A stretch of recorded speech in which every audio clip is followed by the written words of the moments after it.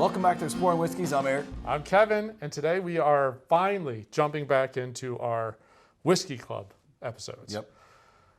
Eight long months. 8 long months. Our last meeting was in October, and we finally everybody got to a good spot, vaccinated, all that fun stuff, and we were able to have one in June. Yep. This was kind of an interesting one. We brought it back up and kind of really didn't know what the theme was going to be. We went with sourced. So every whiskey is sourced with we're going to put a caveat to the very first whiskey.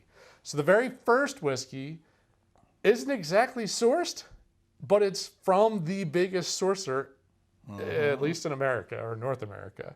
So this is the Tanner Creek Blended Bourbon. And it is from MGP. It is their own label, their own product. They bottled it themselves. Only available in the Hoosier State. Yeah, made by Hoosiers for Hoosiers. So it is only available in Indiana. And overall, honestly, this was the big surprise as far as I was concerned. Really pretty tasty for not a very expensive. Obviously, you got to be in Indiana to pull this one off, but not an overly expensive bottle. I want to say it was mid-30s, I think Mike said. Yeah, just around 35. So we have our 2-ounce samples. All these bottles are from Glass Bottle Outlet. Our link is down in the description. If you need a bunch of bottles, feel free. Nose is a little light. Yeah, a little light. A little light. Proof is only 85. I believe this is the lowest proof of everything that we're going to be going through today. A little bit light. Background here, MGP. We've talked about it multiple times. They're a huge distiller. They used to be a Seagram's distillation plant. And now, for the most part, they provide source. They either make it themselves and you can go and pick a barrel. Apparently, they will also allow you to bring your own grain, your own barrels, and just use their equipment. So they run the gamut as to what they do. But this one's theirs. They're blending their own barrels together to come up with this. Came out, I want to say like 2017 was the first time this came out, and I think it's an ongoing release now. Name of the bottle comes from the creek up there that would, way back in the day, was used to transport the grains and the whiskey itself. Yep. Kind of nice nod. Yeah, everything's a little nod to the localness. Yep. So caramel, honey. I mean, kind of. Yeah, pretty standard bourbon notes. Yeah, like maybe a little bit of a spice. There's no mash bill release on this guy, but MGP is kind of known for using some ryes, so wouldn't surprise me. Starts off a little light, but got a little peppery bite in the back.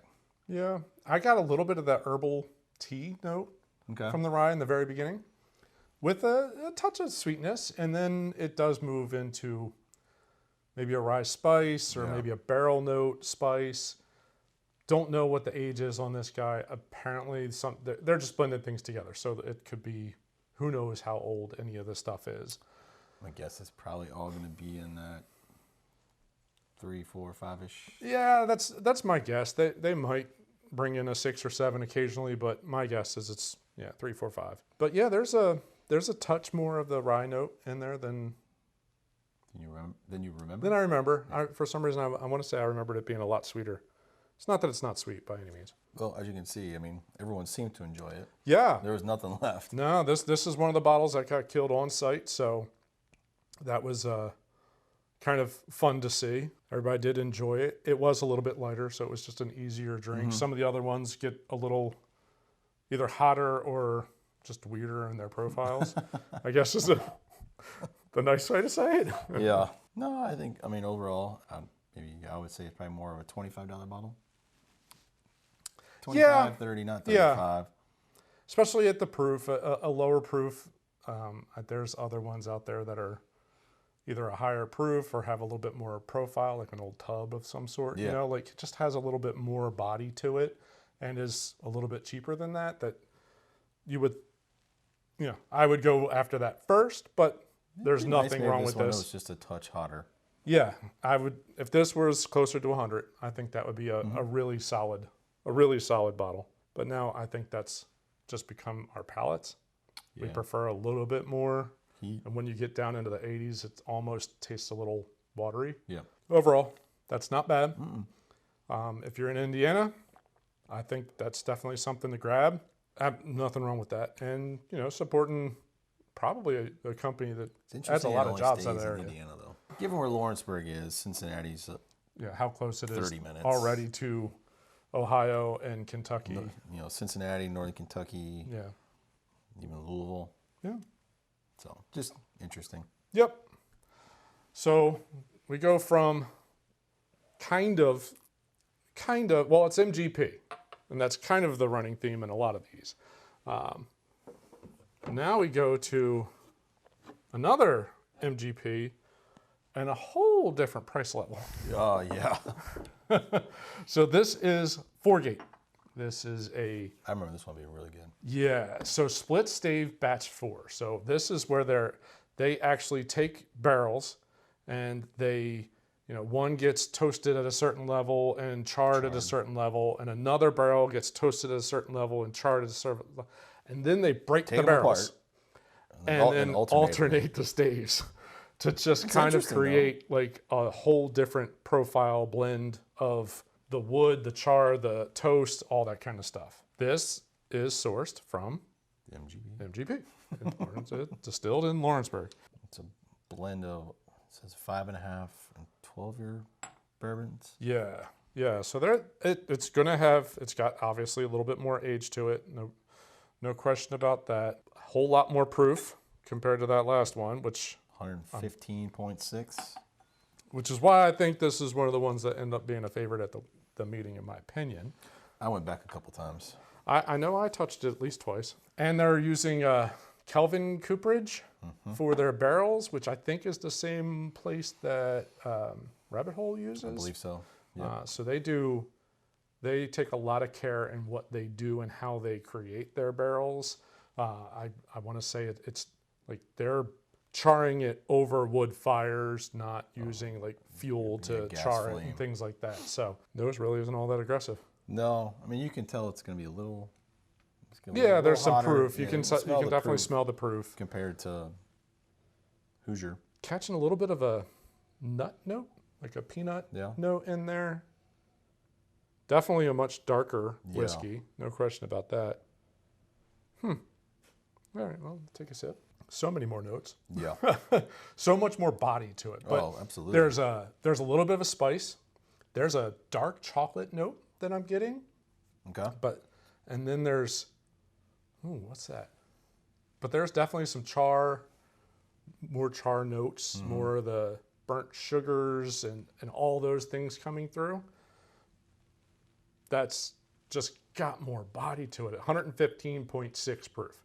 It's got a little bit more to it, but it's not like it's not a burn. No, there's no burn at all. Yeah, the ethanol is present when you take a sip, but it's not like there's not a burn at the back of the throat, or there's a little warmth coming down. I'm saying I got an Indiana Hoosier hug.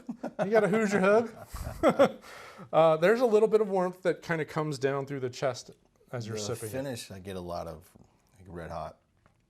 I pick up a lot of cinnamon. A lot of cinnamon? Yeah. Not getting that. I get it. I get cinnamon, no question about that. But I'm not getting. It's not heavy. I get a lot of, like I said, like chocolate. There's a lot of chocolate notes that I'm getting, in with brown sugars and like I'm gonna say more like a creme brulee type note. Okay. Definitely more body, a little more creamy note to everything about this. So since you're part of the group that hosted the meeting, was this found here locally? It was Elixir. Uh-huh. This is an Elixir grab. All right, so now let's talk about the, so this was the premium bottle of the evening. I think the MSRP is somewhere 175-ish for this guy. You guys splurged. And it's about $200 is what that's what we spent for this to pull that off. So you guys maximize your budget on just the spirits. We spent everything on the spirits. Yeah, there was no dollars left over for food, so we just chipped in for the food. It's a delicious bottle. Yes. Now, if I'm going to say value, no. No. I've had just as good whiskey for half that price. Fun experiment. Might as well see. Is it worth that extra? I'm going to say no. So if you had to price it, what would you price it at? At almost 116, blend of 5, 5, and 12. Probably 80 to 90 bucks would be my I would have said just under first 100. thought. Yeah, that's my thought. Somewhere in 80, 90 bucks. I mean, the flavor profile is definitely different, but it's not age-wise and like what they're doing. It's not that different than a Booker's. True. I mean, a Booker's is 6.5 to 7 years old, and a couple different barrels and blah blah blah. And the profile's totally different, but they're breaking the stave versus. Yep. There's some cost in that. Oh Break- yeah, breaking it down absolutely. and putting The it way back they're together. doing it and finishing this, there's definitely some cost. So I get it, but 90-ish is right around where I'm thinking. That's a good pour, though. Glad we had it. Yeah. I mean, it's delicious. It's definitely a delicious bottle. Even at the MSRP of 175, probably not worth it. I wouldn't pay that much for it. No. Down closer to 100, I would. I think this was the first bottle that was toast. Yeah. Oh yeah. Absolutely. Yeah. Everyone went back to retaste it, and it is very, very good. And I think, to the point of value, I think everybody is in the same ballpark. Like, I would not go and spend $175 on this, but I enjoy it, and I'm going to get a second shot at it while I still can. So yeah, I think that's pretty much how that went. Definitely a good find. Yeah. Yeah. Very good.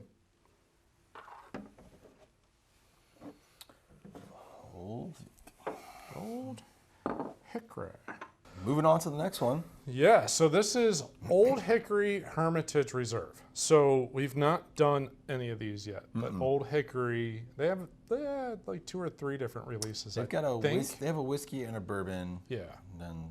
And then they came out with this guy. The nod, Old Hickory is nod to Andrew Jackson. nod to Andrew Jackson. Yeah, so, and this is the Hermitage Reserve. Hermitage is his estate here in Tennessee. This is done by R.S. Littman. So that is a local regional distiller or a distributor. That's the right word. They drive around the big green trucks with the white. Yes, with the white lettering. That's correct. So they do a handful of their own spirits, and they also, I know they have some wines that they directly own. They have some beers that they directly own.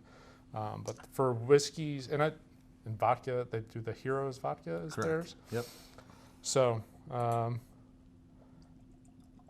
this is their first, I believe, rye.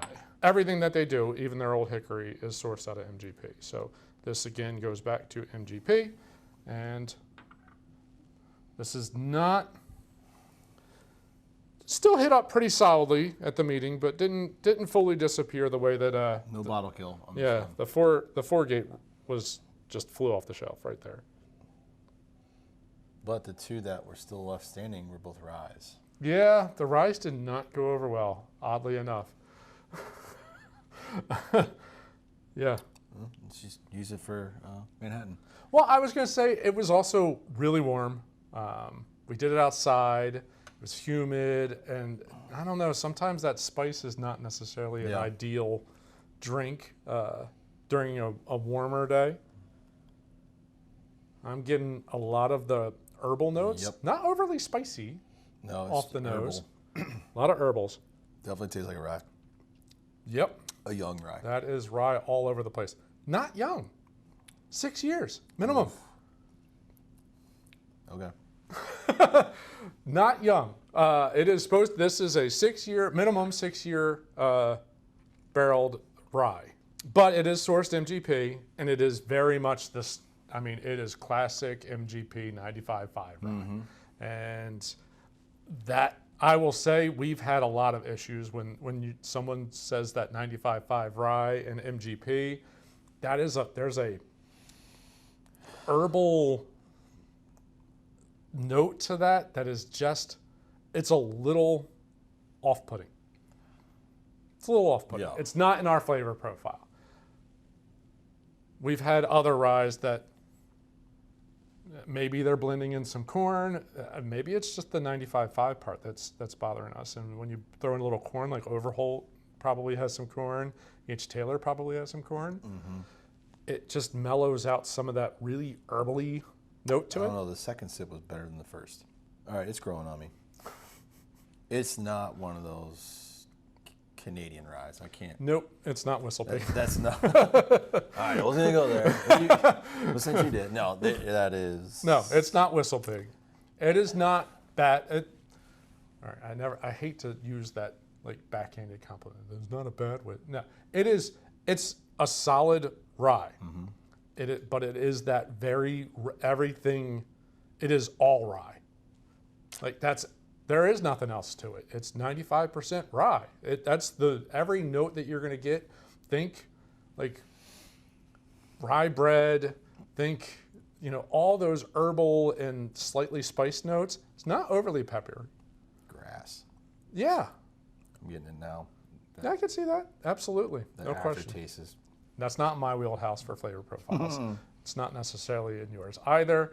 I'm going to assume I just prefer the little bit of corn added into it to like just bring down the aggressiveness of the rye. Yep. That's all this comes down to. What else do we know about this guy? So we know it's minimum 6 years, 96 proof. Pretty solid for a rye. Yeah, it's got a nice warm drink to it, so that's really nice. It is one of I think it's their most expensive whiskey out of that line. That's 60 something. Yeah. So it is something a little bit more They expensive. changed the bottle for this one too. Yeah, it's not the same, like taller and I think rectangular, square, squarish. More like the going to draw a blank on it. The new one. Moore. Yes, that's exactly where I was going. More like the Thomas Yeah, More more like one. that one. And those two kind of stand out on the shelf. Yeah, they do. But again, they do have a whiskey and they do have a bourbon. Solid. If you like a really strong rye note to your rye, this is definitely the way to roll. I think with the rest of this, we should just use it for Manhattans. I think this would make a really good mixed drink. Throw a little bit of a simple syrup in there, muddle a cherry up in that guy, some vermouth, call it a day. So I am going to say a slightly bigger pool is a little bit nicer. Okay. Like and then I think the more you hold it in your mouth and the more you like do the chew on it, that the more those earthy herbal notes come through. So maybe that's not the best idea for either of us. You chew on it, that spice comes through. Wow. Yep. That got really spicy. That's the first time I got a spice note off of that. That got really spicy really fast. Wow. I see this on shelves, here and there. I've never seen it at a restaurant or on a menu, a drink menu. Yeah. So, I don't know. Maybe it's still trying to gain its popularity around here. Well, I don't know how much. I don't know what the distribution is there, because Lippman kind of is Middle Tennessee is their main distribution area, and I know they have stuff all over the place. Yeah, not exactly the flavor profile that I would go for, but if you really like a really strong herbal rye note, that guy definitely, that's for you. All right. This one's interesting too. So Isaac Bowman. Isaac Bowman is, this particular one is a port barrel finish bourbon. So we've discussed this. It's no longer a bourbon because it's touched something other than new oak. So it is a whiskey, but it starts as a straight bourbon whiskey. Now, they don't say this, but here's the rumor, and the reason why we included this in a sourced category. They're owned by Sazerac. Yep. And the rumor is they get new make from Buffalo Trace, both Mash Bill 1 and Mash Bill 2. They don't. They redistill it in Virginia so that they can claim distilled in Virginia, and then they do their aging. I thought it was interesting. This was the only legal distillery in the state of Virginia For the longest time, yeah. until the 1950s. Yeah, very long time, very That's long crazy. time. Yeah, For as old as that state is. yeah. It probably started, like, whiskey probably started in Virginia, honestly. If you really think about, like, the farms and the Jamestown and the history there. I think the only other Virginia whiskey we've done on the show so far is Filibuster. Filibuster. Yep. Where's That's in the Shenandoah Valley. Where is, and I don't know if we've actually reviewed it yet, honestly, but where's Smooth Ambler? West Virginia. That's West Virginia. Yep. Okay, wasn't sure. Straight bourbon. There's no age statement, so it's got to be over 4 years, and it is finished in port 3 to 6 months. Yeah, I remember I didn't like the nose on this one at all. Well, from what I remember, is the port doesn't come through much at all. You would think it should. Why do you do a finish if you don't want the My notes to exact show comment up? But was to the nose smells like an ashtray. I don't get that. I do. Still. But I do get really sharp ethanol notes. A little chemically. Yeah, very chemically. I don't know. MSRP on this guy, $40. I like the bottle though. Cannot find it very easily. There's only select stores that actually carry it. So around here, talking mid-50s for this bottle. No. So there's no age statement. We think 4.5 to 5.5 years. I'm going to state that this did, Can't wait to see what Oddly you put on enough. this video of me. oddly enough, it was drank. Yeah, it was. Not by me. The nose and the initial, when it touches the palate, no bueno for me. But the I'm enjoying it. That's really funny. The I get aftertaste. totally opposite. That ashtray note is the finish for me. A really ashy char note. I'd say the finish what's for me the is, finish. I think that's where I'm getting the port. See, I get a touch of, there's a touch of a grape. There's a little bit of something on the nose. It's not strong, and it doesn't cover up the fact that it's weird. It's sharp. It's a funny, just everything about that nose is funny. I'm just thinking, comparing that to a Scotch that has been finished in a port. Or even, just like you would think a grapey note, maybe a raisin note, sweeter. Definitely a raisin. All those kind of notes, I don't get that on the nose very strong. I would be interested to talk to them and find out what they were going for. See, I do start to get a grape note in the beginning. Mine's the beginning of the palate. It's sweeter and a grape note, and then it gets really warm and ashy at the end. You got the exact opposite as that. The aftertaste for me is all port. Okay. But everything leading up to that is all ash. Ash. It's really weird that we're almost to the opposite ends of how that goes. I enjoy the finish, the aftertaste, tail end of the finish. But yeah, everything leading up to that, nope. It's just sharp. Like the nose is sharp. I don't get the ash. You get an ash. I don't get an ash, but it's sharp. And I want to say it's young, but it's really shouldn't be that young. It's over 4 years. I know that. I don't know. They're ruining Buffalo Trace. Yeah, if that's true. I don't know. Again, I don't know if it's totally true because the flavor profile makes me think like how? Unless, like, are you burning the distillate as you're redistilling it? Like, what are you doing? So we're gonna give that one a thumbs down. I'm thinking. We will rank those in a second. Whew. Yeah, no. It's not ideal. It's not a good profile. All right, we are up to bottle 5. And this bottle has received a lot of hype lately. Yeah, Rye 3 has, whoever's doing their marketing, they've spent some dollars. Yeah. They've been all over the place. And they're pushing it now. They're doing some single barrel releases, store pick releases. I know Laverne just did one a few weeks ago. So Rye 3, really kind of an interesting background here. The company, they're never going to do distilling. No, They are always going to source. And what they're being known for was their rums. Yep. So they have a 15-year rum and a 10-year rum, and they decided they wanted to get a rye whiskey. They finish it and they source 3 different rye whiskeys between America and Canada. Gonna just assume here we're talking an MGP rye or 2. And I think we discussed this once before. Alberta has their own version of MGP, Alberta Distributors Limited, LADL. Okay. And Seagrams? maybe, possibly. I don't know. So that's my guess. It's not going to be whistle pig. They're sourcing between those 2. I don't think they have that. Well, they buy source stuff. Yeah. So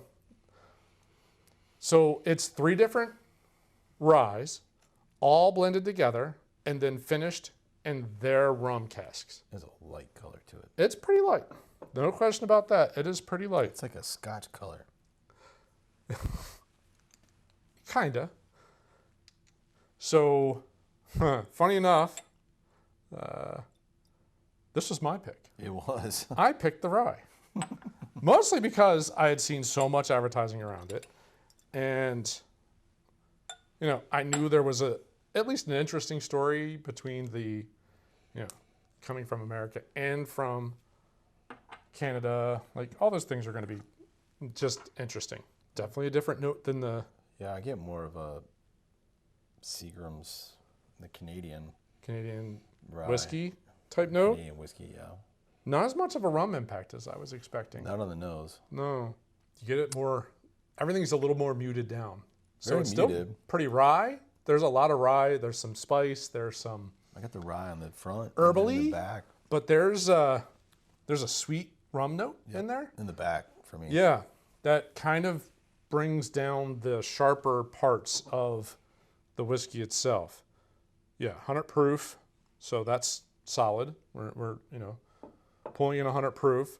They can't do a bottled and bond because it's sourced from multiple places. So that breaks rule number, 3 out of sourcing or for bottle and bond. But at 100 proof, that rye is not aggressive by any means. No.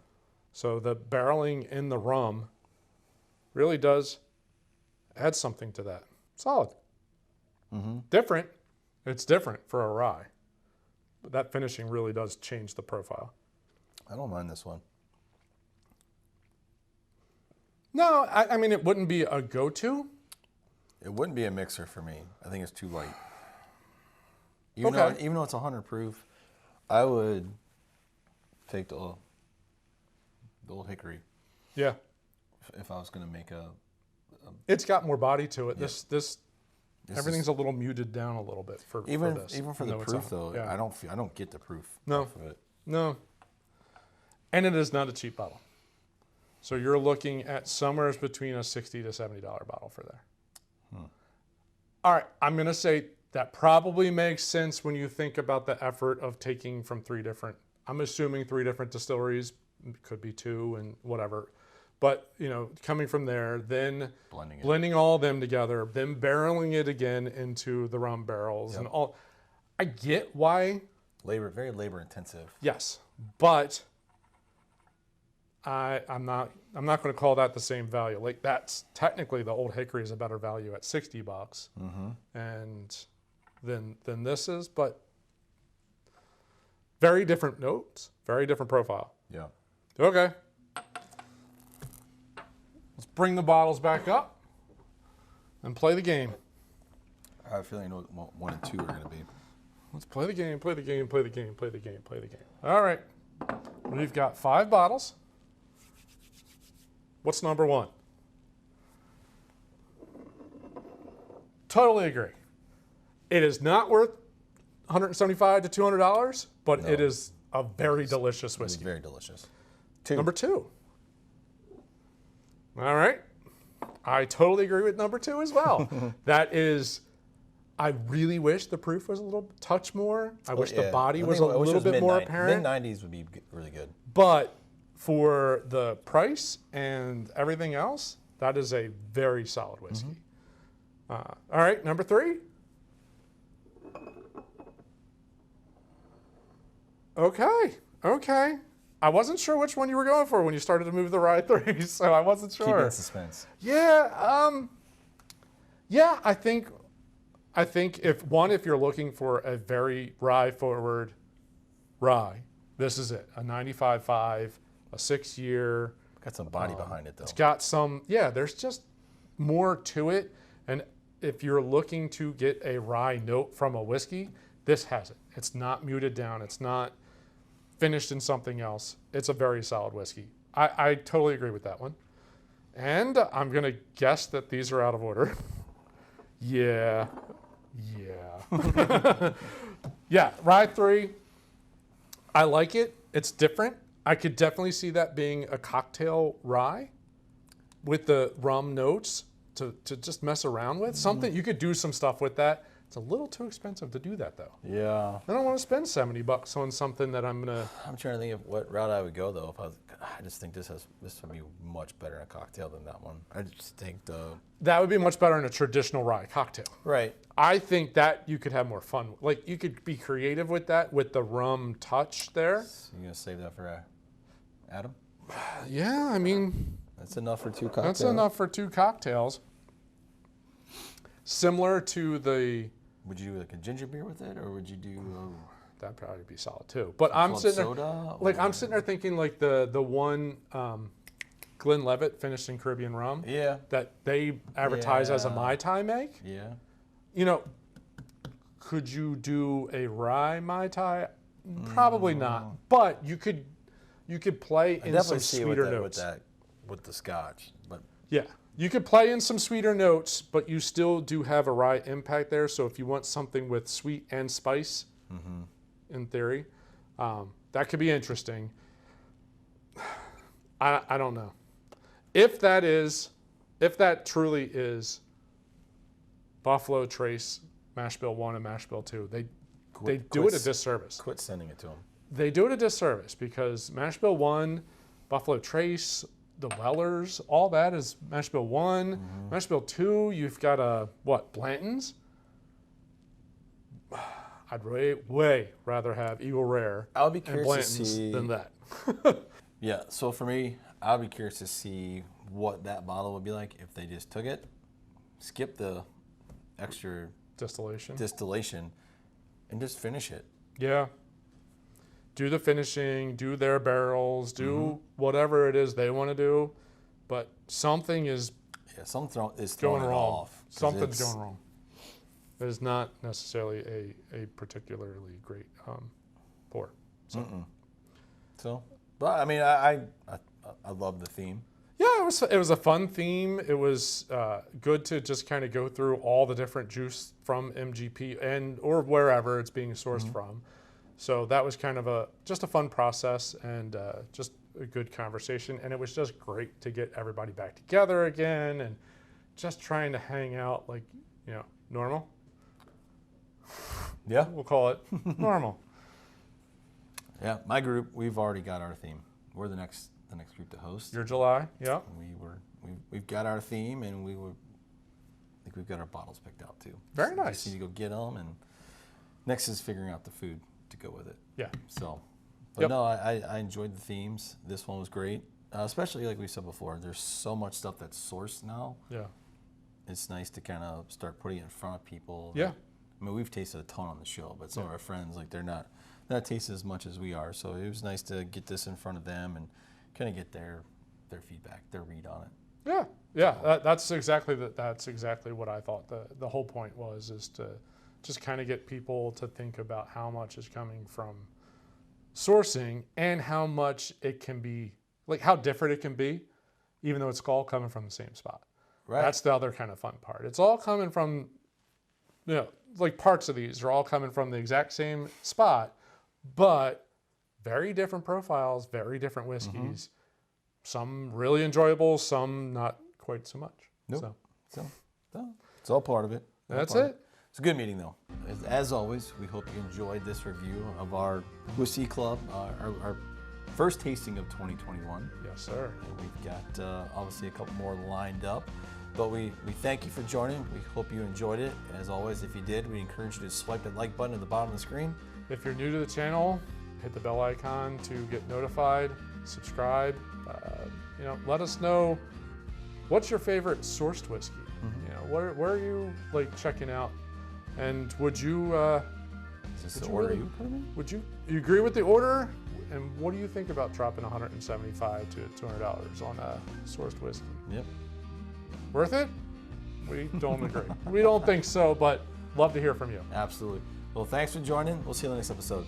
Thanks for watching. Cheers.